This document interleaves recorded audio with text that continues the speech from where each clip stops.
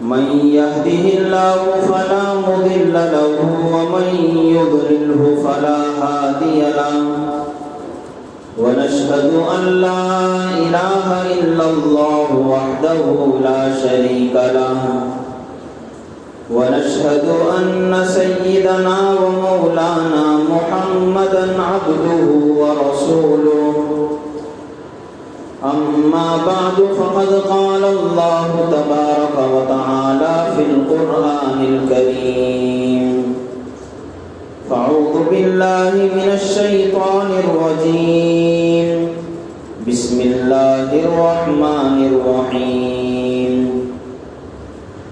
سبحان الذي أسرى بعبده ليلا من المسجد الحرام إلى المسجد الأقصى الذي باركنا حوله لنريه من آياتنا إنه هو السميع البصير صدق الله العظيم وصدق رسوله النبي الكريم ونحن على ذلك لمن الشاهدين والشاكرين الحمد لله رب العالمين. بزرگان محترم، عزیز نوجوان بھائیوں، دوستوں،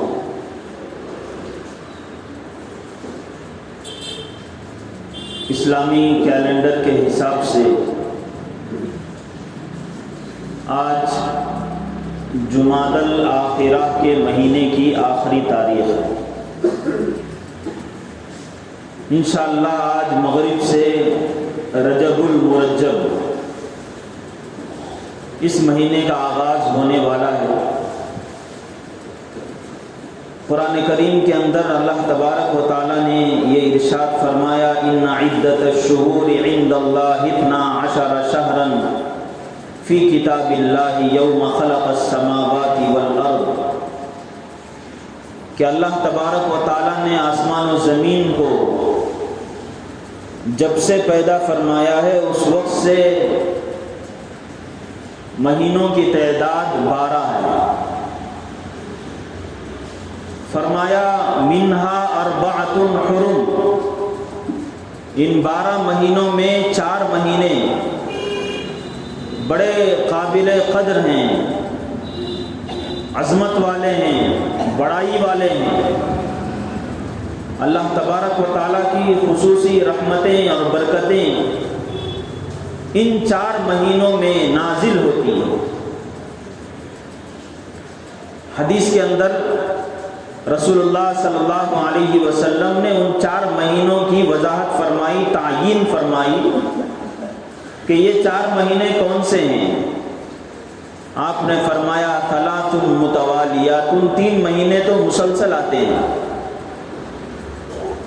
یعنی ذی قعدہ کا مہینہ، ذی الحجہ کا مہینہ اور اس کے بعد محرم کا مہینہ. اور پھر فرمایا رجب مضر، اور ایک مہینہ رجب کا ہے. معلوم ہوا کہ اللہ تبارک و تعالی نے اس مہینے کے اندر بڑی برکتیں اور رحمتیں رکھی ہیں.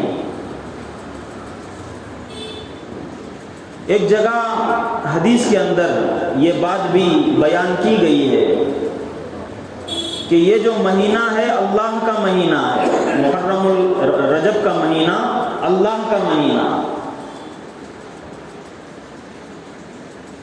علماء نے یہ لکھا ہے کہ اس مہینے کے اندر، یعنی رجب کے مہینے کے اندر جو خصوصیات رکھی گئی ہیں، اس مہینے میں اللہ تبارک و تعالیٰ نے جو خاص الخاص عظمتوں کو نزول فرمایا ہے، اس کی ایک وجہ یہ بھی ہے کہ یہ مہینہ رمضان المبارک کے مہینے کے لیے ایک مقدمہ ہے. اسی لیے اللہ کے نبی صلی اللہ علیہ وسلم جیسے ہی رجب کا مہینہ آتا تھا دعا فرمایا کرتے تھے، اللہم بارک لنا فی رجب و شعبان وبلغنا رمضان۔ یہ دعا رسول اللہ صلی اللہ علیہ وسلم سے ثابت ہے کہ آپ یہ دعا فرمایا کرتے تھے رجب کا مہینہ جیسے ہی آیا اس وقت سے۔ لہٰذا آج مغرب سے یہ مہینہ شروع ہونے والا ہے، تو آپ حضرات سے بھی یہ گزارش کی جاتی ہے کہ مغرب کے بعد اپنی دعاؤں میں اگر یہ عربی کے الفاظ یاد ہوں تو عربی کے الفاظ سے، یا پھر نہیں تو اردو سے، اگر اردو زبان میں دعا کر سکتے ہیں تو اردو زبان میں دعا کر لیا کریں۔ اللہ کے نبی نے فرمایا اللہم بارک لنا فی رجب و شعبان، اللہم بارک لنا فی رجب و شعبان وبلغنا رمضان۔ اے اللہ رجب کے مہینے میں، شعبان کے مہینے میں ہمارے اوپر برکت فرما، ان مہینوں کو ہمارے لیے بابرکت بنا دیجئے اور ہمیں رمضان المبارک کے مہینے تک پہنچا دیجئے۔ اس مہینے کی جو خصوصیات ہیں اور اس کی جو تاریخ بیان کی گئی ہے اس میں یہ بات ہمیں ملتی ہے کہ اس مہینے کے اندر، رجب کے مہینے کے اندر، اللہ تبارک و تعالیٰ نے ایک بڑا عظیم الشان واقعہ اس دنیا کے اندر ظاہر فرمایا۔ اس سے پہلے اجتماعات کے 2 جمعوں میں جو آپ حضرات کے سامنے باتیں لائی گئیں، اس سے پہلے ہمارا ایک ٹاپک چل رہا تھا، موضوع چل رہا تھا رسول اللہ صلی اللہ علیہ وسلم کے بارے میں ہمارا عقیدہ کیا ہونا چاہیے، اور آپ صلی اللہ علیہ وسلم کو یا پھر ایک کسی بھی نبی یا پیغمبر کو پہچاننے کا طریقہ کیا ہے۔ تو میں نے اس وقت کہا تھا کہ اللہ تبارک و تعالیٰ ان انبیاء پیغمبروں کے ہاتھ پر ایسے عجیب و غریب کارنامے ظاہر کرتے ہیں کہ اور انسان نہیں کر سکتے۔ اس کو کہتے ہیں معجزہ۔ معجزہ کے معنی آتے ہیں کہ پیغمبر اور نبی کے علاوہ، رسول کے علاوہ اور کسی بھی انسان کے اندر اس کام کو یا ویسے کام کو کرنے کی طاقت اور استطاعت نہیں ہے۔ تو جس کے اندر یہ کام کرنے کی طاقت ہے اور وہ نبی ہونے کا دعویٰ کرتا ہے تو سمجھو وہ پیغمبر ہے، نبی ہے، رسول ہے، اور دوسرے انسان اس کام کو کرنے سے عاجز ہوتے ہیں، بے بس ہوتے ہیں۔ جیسے مثال کے طور پر رسول اللہ صلی اللہ علیہ وسلم کا ایک واقعہ بیان کیا جاتا ہے کہ آپ نے انگلی کے اشارے سے چاند کے 2 ٹکڑے کر دیے تھے۔ یہ ایسا واقعہ ہے کہ انسان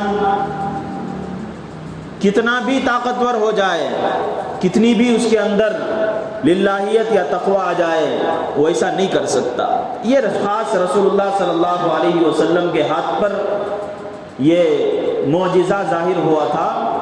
تو اسی طرح ایک معجزہ اس رجب کے مہینے میں ہوا ہے، اس کو ہم کہتے ہیں معجزہ معراج، معراج کا معجزہ۔ قرآن کریم کے اندر اللہ تبارک و تعالیٰ نے 2 سورتوں کے اندر اس کی تفصیل بیان فرمائی ہے۔ ایک سورہ اسراء کے اندر، اس کی پہلی ہی آیت، اس کے اندر اس سفر کے آغاز کا تذکرہ ہے۔ فرمایا سبحان الذی اسری بعبدہ لیلا من المسجد الحرام الی المسجد الاقصی، کہ اللہ تبارک و تعالیٰ کی ذات پاک ہے کہ جس پاکیزہ ذات نے اپنے بندے کو، یعنی اپنے پیغمبر، اپنے نبی اور اپنے رسول کو رات ہی میں مسجد اقصی سے مسجد حرام سے مسجد اقصی لے کر گئے۔ کیوں لے کر گئے؟ فرمایا لنریہ من آیاتنا، تاکہ اللہ تبارک و تعالیٰ اپنی نشانیوں کو دکھائیں، اپنی قدرت کا مظاہرہ کرے کہ پلک جھپکنے کے بقدر، پلک جھپکنے کے برابر یا اس سے بھی کم وقت میں اللہ تبارک و تعالیٰ اپنے بندے کو، نبی کو ایک جگہ سے دوسری جگہ لے جانے پر قدرت رکھتے ہیں۔ اور اسی طرح سورہ نجم کے اندر اللہ تبارک و تعالیٰ نے مزید تفصیلات اس واقعے کی بیان فرمائی کہ اللہ کے نبی صلی اللہ علیہ وسلم معراج میں تشریف لے جانے کے بعد کیا کیا چیزیں وہاں آپ کو دکھائی گئیں، کیا کیا واقعات پیش آئے آپ کے ساتھ، مزید تفصیل ہے۔ اس واقعے کے اندر بہت ساری ایسی چیزیں ہیں، بہت سارے ہمارے لیے ہدایات کے سامان رکھے ہوئے ہیں کہ اگر اس واقعے کو تفصیل کے ساتھ ہمارے سامنے لایا جائے، چونکہ آپ صلی اللہ علیہ وسلم اس سفر کے دوران جنت کی بھی زیارت کر آئے ہیں، جہنم کی بھی زیارت کر آئے ہیں، اور راستے میں احادیث مبارکہ میں انشاءاللہ آپ کے سامنے لاتا رہوں گا۔ راستے میں ایسے ایسے قوموں پر آپ صلی اللہ علیہ وسلم کا گزر ہوا کہ جن قوموں کو بعض جگہ بہت ساری رحمتوں سے نوازا جا رہا تھا، بہت سارے اچھے خاصے بدلے انہیں دیے جا رہے تھے، اور بعض ایسے بھی واقعات پیش آئے کہ بہت سارے قوموں کو، بہت سارے طبقوں کو خطرناک سے خطرناک عذاب دیا جا رہا تھا۔ جگہ جگہ رسول اللہ صلی اللہ علیہ وسلم حضرت جبرائیل سے پوچھتے تھے کہ اے جبرائیل، ان کو کیوں عذاب دیا جا رہا ہے؟ حضرت جبرائیل فرماتے کہ یہ اس قوم کو جو عذاب دیا جا رہا ہے وہ اس وجہ سے دیا جا رہا ہے، اس قوم کو جو عذاب دیا جا رہا ہے وہ اس وجہ سے دیا جا رہا ہے۔ یہ ایک طویل سفر ہے جس کو آپ صلی اللہ علیہ وسلم کے ذریعے سے طے کرایا گیا۔ انشاءاللہ اس کی تفصیلات جتنی ہو سکے آپ حضرات کے سامنے لائی جائیں گی۔ تو یہ ایک معجزہ ہے رسول اللہ صلی اللہ علیہ وسلم کا۔ رسول اللہ صلی اللہ علیہ وسلم کی ذات اقدس ایسی عظیم الشان ہے، ایسی جلیل القدر ہے کہ آپ کے معجزے جس طرح آپ کی حیات میں ظاہر ہو رہے تھے، اسی طریقے سے آپ کی دنیا سے پردہ فرمانے کے بعد بھی معجزے ظاہر ہوتے رہتے۔ یہ خاص شان ہے ہمارے اور آپ کے آقا جناب محمد عربی صلی اللہ علیہ وسلم کے کہ انتقال کے بعد بھی، دنیا سے پردہ فرمانے کے بعد بھی آپ کے ہاتھ پر معجزے ظاہر ہوتے رہتے ہیں، یا ان معجزوں کا اثر باقی ہے۔ جیسے ایک دو چیزیں میں آپ کتاب سامنے رکھتا ہوں۔ رسول اللہ صلی اللہ علیہ وسلم کا سب سے بڑا معجزہ تھا قرآن کریم۔ ایسا عظیم الشان کلام، ایسی عظیم الشان کتاب کہ اس کتاب کی جیسی اور کوئی کتاب اس زمانے سے لے کر آج تک دنیا والے پیش کرنے سے عاجز آ گئے۔ ایسے حقائق اس کے اندر اللہ تبارک و تعالیٰ نے بیان فرمائے ہیں، اور ایسی ایسی باتوں کی نشاندہی کی ہے، اگرچہ کہ قرآن کریم سے مقصود، قرآن کریم سے مطلوب ہدایت ہے۔ اللہ تبارک و تعالیٰ نے لوگوں کو صحیح راستے پر لانے کے لیے قرآن کریم کو نازل فرمایا ہے، لیکن ضمنی طور پر اللہ تبارک و تعالیٰ نے کائنات کے بارے میں جو ایک دو چیزیں بھی بیان فرمائی، اور ذرہ ذرہ بھی جس کی طرف اشارہ کرتے ہوئے اللہ کے نبی صلی اللہ علیہ وسلم پر اس کلام کو نازل کیا گیا۔ 1500 سال گزرنے کے بعد آج سائنس بمشکل وہاں پر پہنچ رہی ہے، بمشکل وہاں پر پہنچ رہی ہے۔ جیسے مثال کے طور پر 20ویں پارے کے اندر ایک آیت بیان کی گئی ہے، اور یہ کہا گیا ہے کہ یہ جو کفار و مشرکین ہیں، یہ جن بتوں کی عبادت کرتے ہیں اور ان کے جو عقائد ہیں، ان کے جو خیالات ہیں، وہ خیالات ایسے ہی بیکار قسم کے ہیں، ایسے ہی فضول ہیں جیسے کہ مکڑی کا جالا ہے۔ مکڑی کا جالا جس کے اندر کوئی طاقت نہیں ہوتی، کوئی قوت نہیں ہوتی۔ چھوٹا سے چھوٹا بچہ اگر اپنے ہاتھ سے مکڑی کے جالے پر ہاتھ مار دیتا ہے تو مکڑی جس محنت سے وہ تیار کرتی ہے گھر اس کا، وہ پورا تہس نہس ہو جاتا ہے اور پورا جالا ختم ہو جاتا ہے۔ تو اللہ کے نبی صلی اللہ علیہ وسلم پر تو رسول اللہ تبارک و تعالیٰ نے فرمایا کہ یہ جو مشرکین اور کفار جو عقائد رکھتے ہیں، جو خیالات رکھتے ہیں، ان کی حیثیت ایسی ہے جیسے مکڑی کا جالا ہے۔ اور وہاں اللہ تبارک و تعالیٰ نے ایک لفظ استعمال فرمایا اتخذت بیتا، کہ عنکبوت مکڑی کو کہتے ہیں، کہ یہ عنکبوت کے گھروں کی طرح ہیں کہ جو گھر بناتی ہے۔ اصل مقصود تو اللہ تبارک و تعالیٰ کو یہ بتانا مقصود ہے کہ کفار و مشرکین کے عقائد ایسے ہیں بے بس، لیکن بیان کرتے ہوئے اللہ تبارک و تعالیٰ نے ایک لفظ وہاں پر فرمایا اتخذت بیتا، کہ مکڑی جو گھر بناتی ہے۔ عربی میں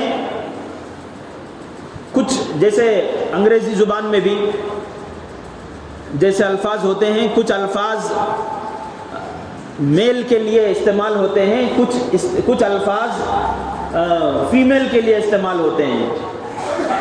میسکولر جنڈر اور فیمینائن جنڈر دونوں کی تقسیم ہوتی ہے عربی کے انگلش کے اندر۔ ایسے ہی کچھ الفاظ عربی میں بھی میل کے لیے استعمال کرتے ہیں، کچھ فیمیل کے لیے استعمال کرتے ہیں۔ وہاں پر اللہ تبارک و تعالیٰ نے ایک لفظ بیان فرمایا اتخذت بیتا، کہ جو مکڑی ہے، یعنی جو مادہ مکڑی ہے، اس نے گھر بنایا۔ اب اللہ تبارک و تعالیٰ تو بیان کر رہے تھے کوئی اور بات، ضمن میں ایک بات یہ بیان فرمائی کہ مکڑی جو مادہ ہے وہ گھر بنائی ہے۔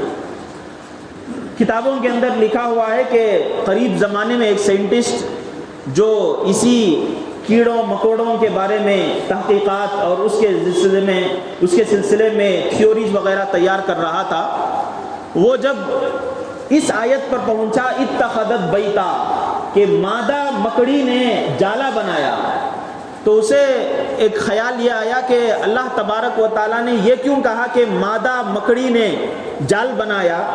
یہ کیوں نہیں کہا اللہ تبارک و تعالیٰ نے کہ نر مکڑی نے جال کیوں نہیں بنا؟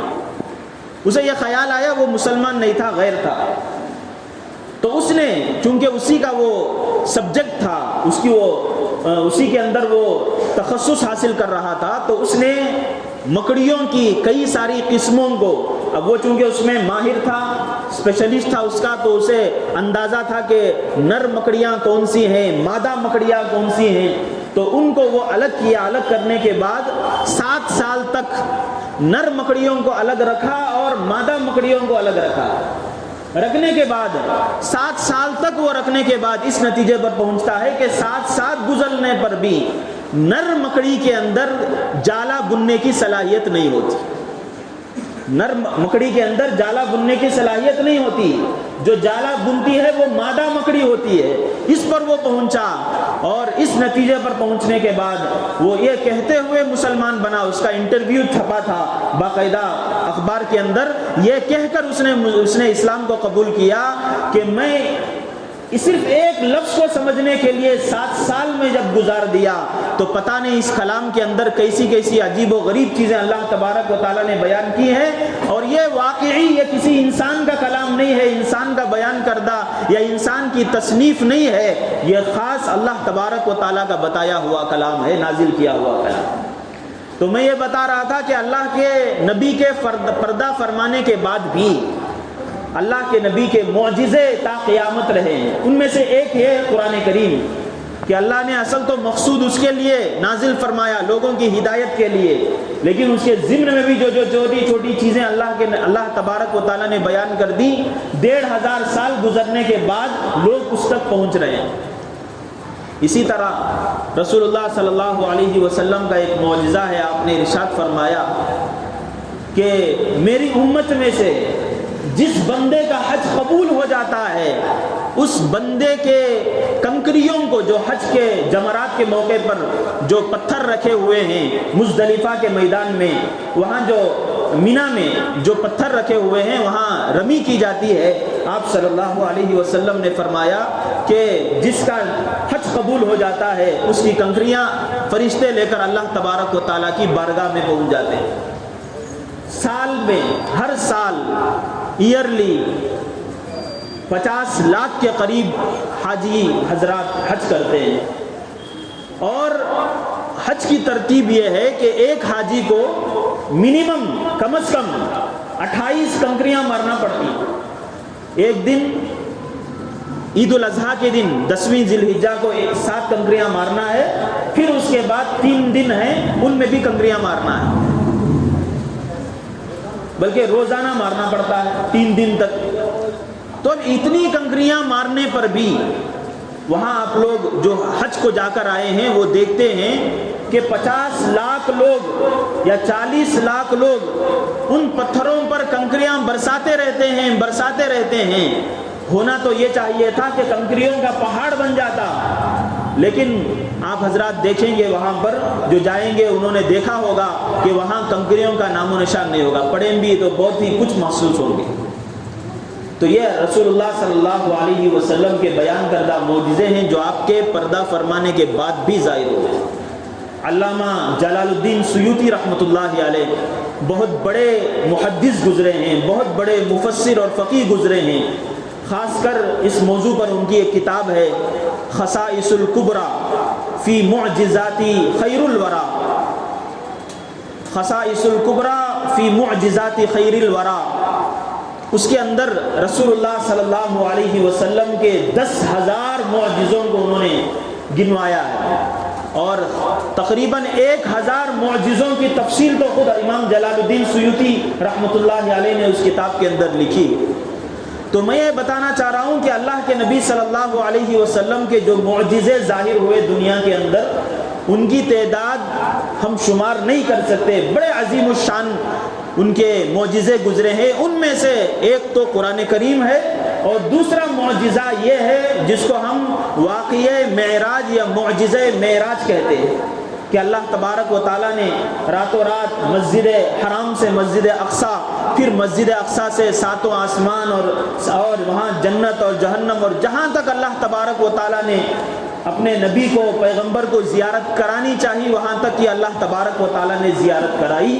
اور یہ رجب المرجب کے مہینے میں یہ واقعہ پیش آیا تھا صحیح قول کے مطابق. اور یہ جو رجب کا مہینہ ہے وہ انشاءاللہ آج مغرب سے شروع ہوگا. تو مجھے یہ خیال ہوا کہ اس رجب کے مہینے کی مناسبت سے بھی، اور ہمارا جو ٹاپک کئی دنوں سے چلا رہا تھا رسول اللہ صلی اللہ علیہ وسلم کی رسالت سے متعلق، ان دونوں سے تعلق رکھنے والے، مناسبت رکھنے والے اس ٹاپک کے بارے میں آپ حضرات کے سامنے تھوڑی چیزیں آپ حضرات کے سامنے لایا کروں. اور اس لیے بھی لایا کروں کہ اس معراج کے واقعے کے اندر بہت ساری ایسی باتیں بیان کی گئی ہیں کہ ایک واقعہ بھی، ایک چھوٹا ایک حصہ بھی ہماری ہدایت، اس کے اندر ہماری ہدایت کے لیے بہت سارے سامان اس کے اندر رکھے ہوئے. تو اس لیے آپ حضرات سے گزارش کی جاتی ہے کہ یہ سلسلہ انشاءاللہ کچھ جمعوں تک آپ حضرات کے سامنے جاری رکھا جائے گا. آپ حضرات ذرا جلد آنے کی کوشش کریں تاکہ پوری بات کو آپ سن سکیں. یہ واقعہ معراج، اس کے اندر اللہ تبارک و تعالیٰ نے بہت ساری ہدایتیں ہمارے لیے رکھی ہیں، بہت سارے اسباق اس کے اندر رکھے ہیں تاکہ اس کے ذریعے سے ہم بہت ساری چیزیں ہم سیکھ سکیں اور ہماری زندگی کے اندر تبدیلی آئے. اس وجہ سے آپ حضرات کے سامنے یہ گزارش کی جاتی ہے. اللہ تبارک و تعالیٰ ان کہی ہوئی باتوں پر ہمیں عمل کرنے کی توفیق عطا فرمائیں. وآخر دعوانا الحمد للہ رب العالمین.